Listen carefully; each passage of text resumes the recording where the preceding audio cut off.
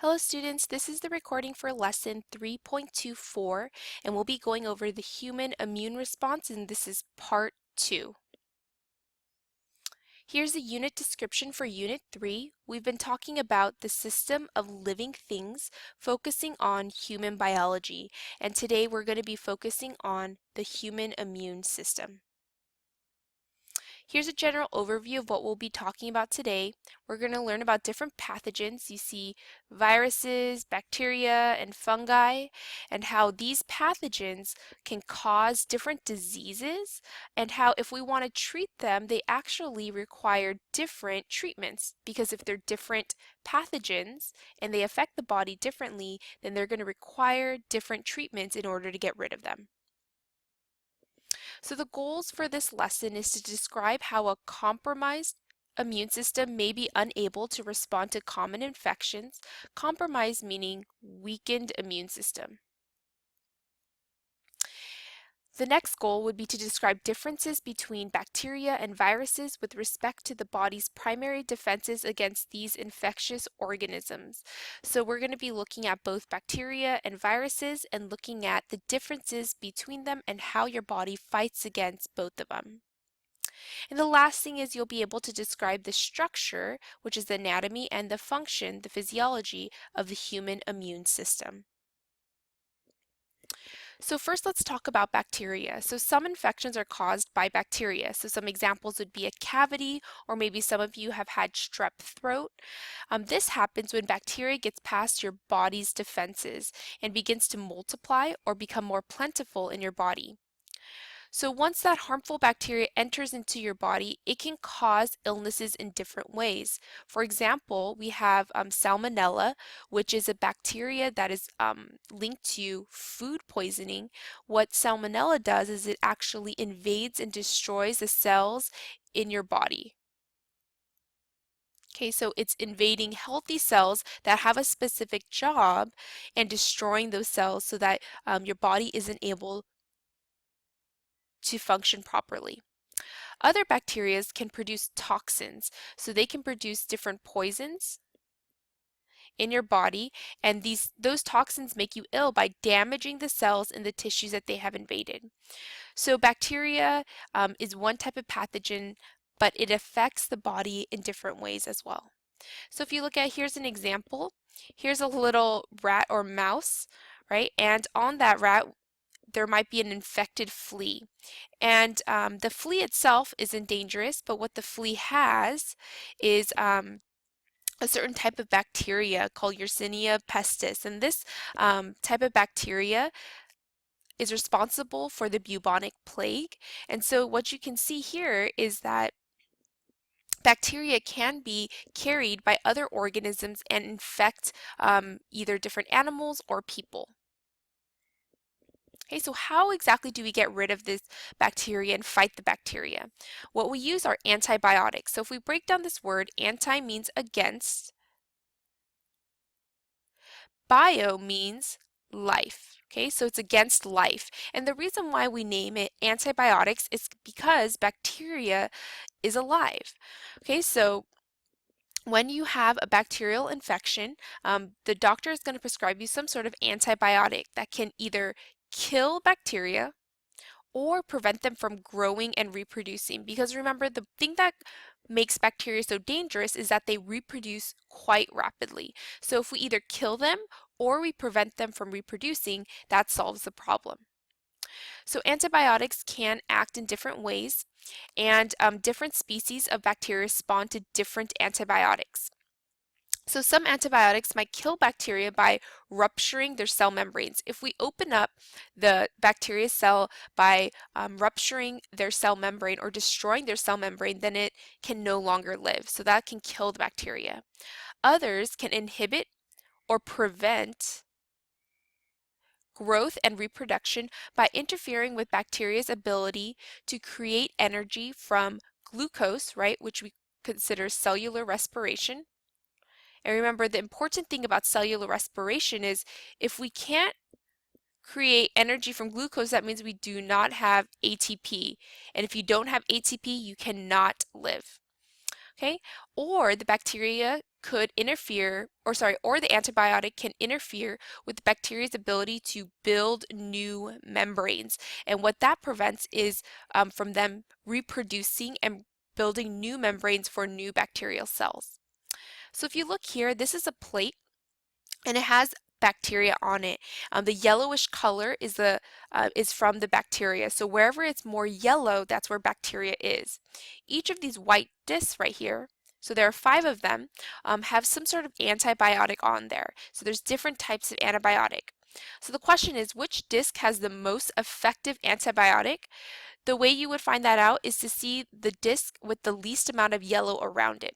So you see right here, this disc right here, it has an antibiotic, right? But if you look all around it, there is no bacteria. This antibiotic killed all the bacteria around it. Whereas if we looked at this one right here, there is a small number of bacteria that was killed around it, but the vast majority of the bacteria surrounding this antibiotic is resistant to it. It does not kill that bacteria. Okay, so one example of an antibiotic is penicillin. And penicillin has an interesting story on how it was discovered because penicillin is actually a type of mold. Okay, so we had a scientist studying a type of mold, and they found that a type of mold was able to kill the bacteria Staphylococcus. Okay, so the scientists named this active compound in the mold penicillin, and it's now a component of many, many different antibiotics that are given today. Okay, so you might be thinking, wow, if we can kill all bacteria with antibiotics, that's awesome, right? We can cure all bacterial infections, but actually overuse of antibiotics can really cause bacteria to develop resistance, which means that they're not affected by antibiotics and makes them become stronger and stronger. So when penicillin was first mass produced, it saved the lives of so many people. So people thought that this was a really great thing. We've cured all bacterial disease. However, that's not exactly how things worked out. So many bacterial populations quickly evolved resistance to the activities of antibiotics. So you might be thinking, how exactly do they change so they're resistant? So how this happens is kind of goes back to when we talked about evolution. Okay, so remember that there's always some sort of variation in a population, some that have one characteristics and other individuals in the populations that have other characteristics.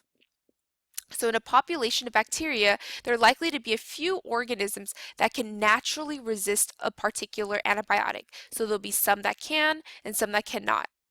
So if these bacterial cells have a gene that in some way prevents the antibacterial activity, they're the ones that are not killed, and so they reproduce over and over and over again, meaning that the remaining bacterial population is resistant and getting stronger and stronger.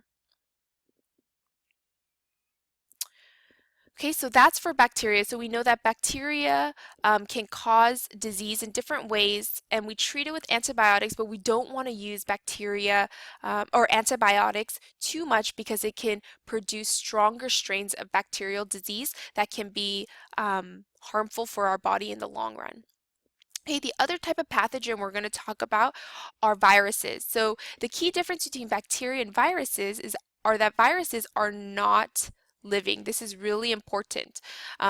They cause infection when they invade cells. So that's their main mechanism. So I'm sure all of you guys have had a common cold one time or the other. It's definitely more common in the winter because people spend more time indoors and so they're in more close contact with one another. So obviously if we have more contact, then we can spread germs more easily. So again, virus, really important, is a non-living entity. All it is a protein shell. Okay, so a protein shell um, surrounding a few enzymes and maybe some DNA or RNA as the genetic material. Okay, so all it is protein, some genetic material, and maybe a couple of enzymes. It doesn't really sound like it's very powerful, but viruses are responsible for some of the deadliest diseases, like things like Ebola, SARS, and the avian flu. Okay, and the tricky thing about viruses is that there's no clear treatment for them. So antibiotics, we can use them to kill bacterial cells. Bacterial cells are living, but antibiotics, they do not kill viruses, but other treatments can help with it. Okay, so if you have the flu, you're probably not going to take antibiotics because it's probably caused by some sort of viral infection. Okay, so what is the treatment for viruses? So a few different therapies exist. So there's two different strains of the flu. So we have the influenza A and influenza B that can be treated with drugs. And how these drugs work is that they prevent these new viruses from bursting out of host cells, because how viruses replicate is they actually make tons and tons of copies of themselves inside of one of your cells, and they make so many that it bursts the cells and releases all of them into the surrounding area. And so these medications, what they do is they prevent new viruses from bursting out of host cells. Okay, so they don't destroy the viruses per se, but they don't allow them to spread throughout the body. Okay, another viral disease is called hepatitis, and that could be treated with the drug interferon. So interferon is a protein naturally made by the body in response to viral and other infections. So some pharmaceutical companies have taken the interferon and actually made it themselves so that they can use it for treatment for viral diseases such as hepatitis C. Okay, so your immune system is really unique because it can fight against many different types of pathogens. Remember that we can have bacteria invading, viruses, protists, and fungi invading all our bodies, but there are defenses that our body has in our immune system. Okay, we also have vaccines that can provide immunity from some viruses, right? And remember, that's when you inject a dead or weakened strain of a virus, right? And you allow your body to develop antibodies to help fight it. And we can use antibiotics to help fight bacterial infections. So remember that viruses and bacteria can cause different types of problems because they are different in their structure and how they invade the body. Since bacteria are alive, they can be killed using antibiotics, remember, against life. Fighting viruses is harder because they aren't living, but what they do tackle when they do fight the viruses is that they prevent the viruses from reproducing and spreading throughout the body. Okay, and then remember that it's important that it's important that doctors don't over prescribe antibiotics because that can cause the evolution of bacteria to speed up. And that will cause stronger and stronger bacteria to be present, making it harder and harder for people to fight the bacteria. Okay, so another concern about the immune system is, what if the immune system doesn't work properly? This is our defense system, but what if the immune system does not work properly?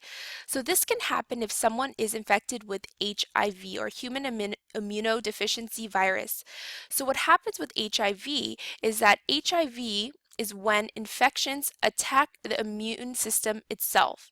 And so HIV itself doesn't make you sick, but instead the virus attacks the cells of the immune system. So if your immune system can't work, you're not able to respond or fight infections in your body. And once you have HIV, it can develop into AIDS, which is acquired immunodeficiency syndrome, which basically means that you have an immune system that has lost its ability to fight infection. So again, HIV isn't what makes it deadly, but it's that the body eventually, when you have HIV, cannot fight infections, and then that develops into AIDS, which means it's lost all its ability to fight infection. So an infection that takes advantage of a weakened immune system is called an opportunistic infection. So oftentimes people with HIV and AIDS, they don't die from those two, but they die from the common cold because their body can't defend against it. Again, here's the general overview of what we went over. Viruses, bacteria, fungi, and protists, they cause different diseases and require different treatments.